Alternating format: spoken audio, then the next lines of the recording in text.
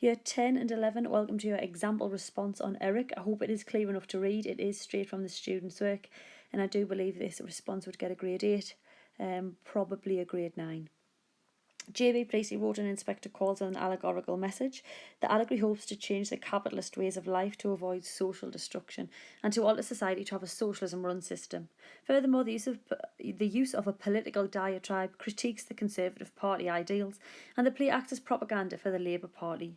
Through the character of Eric, Priestley displays the easy change that can be made from capitalist to socialist and how society has hopes for the younger generation to become the hierarchy over capitalism.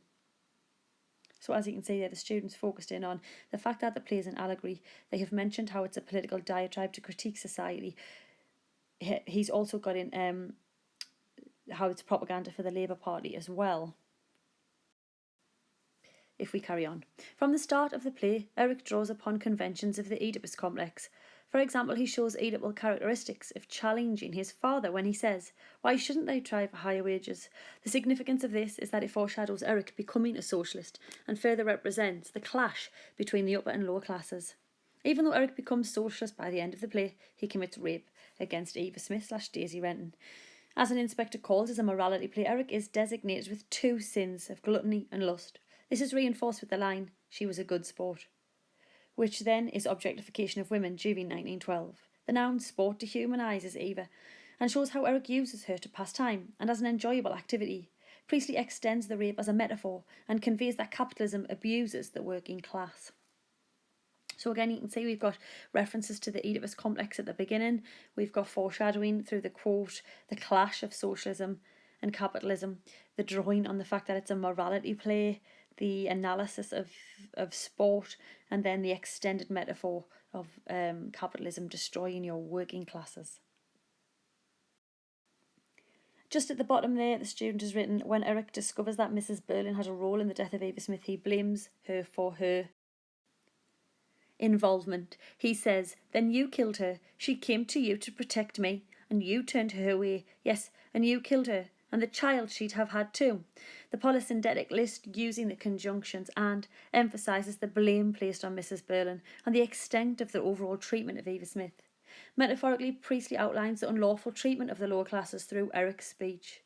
The 2 adjectives, shy and assertive, in the stage directions contrast anxiety with power. Literally, Eric is shy and assertive. Metaphorically, he is anxious about the plight of the poor, but is still powerful with women.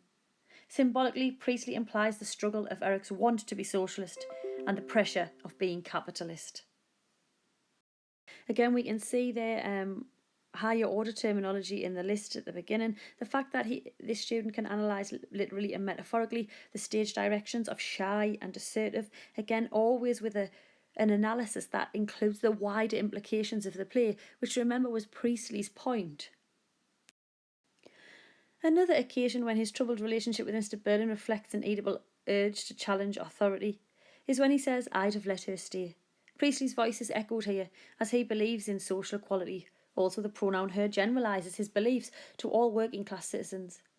Finally, the sin of gluttony is evident in Eric's heavy drinking problem. In stage directions, he is described with the adjective squiffy.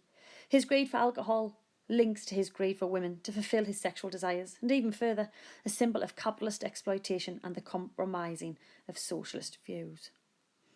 So again, this is a student response. I do think this would probably get a grade 8. I do think it would get a grade 9 actually, but definitely a grade 8.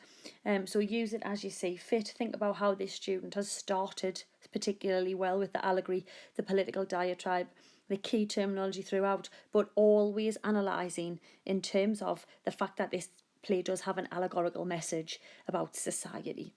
I hope this is useful, and thank you to Mason Milburn for letting me use his work, and massive good luck in your English literature exam.